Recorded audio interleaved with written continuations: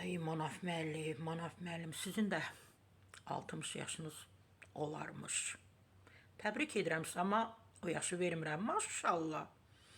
Cavansız, cavan qalmısınız. İnşallah, inşallah.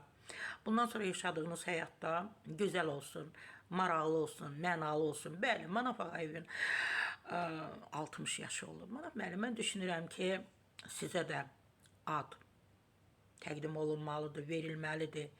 Almamalısınız, verilməlidir. Çünki sizin də belə kifayət qədər zəhmətiniz var, fədakarlığınız var bu sənətdə, bu peşədə, bu mədəniyyətdə və Manaf müəllim 60 yaşında çox böyük təntənələ qeyd edib. Ay, kimlər gəlməyib ad gününə, kimlər?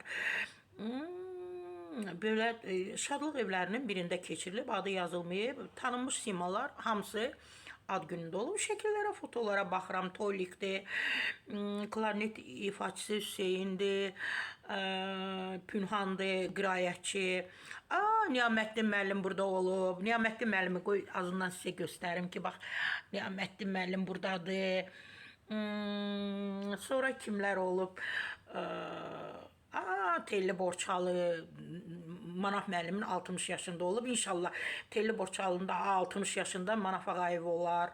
Nasbəri xanım olubdur. Nasbəri xanım, siz gözəl xanımsınız, sizi çox sevirəm. Düzdür, illər bundan öncə küsmüşdük, amma mən sizə belə barışıq elan edirəm ki, gəl barışaq. Elşad Qarayev, Mətanət Əsədova, Şəbnəm Tovuzlu. Burada demək olar ki, sənət adamlarının 90%-i Manaf Ağayevin 60 illiyində olub. İndi ona nə gətiriblər, nə gətirməyiblər, hansı hədiyyələr alıblar.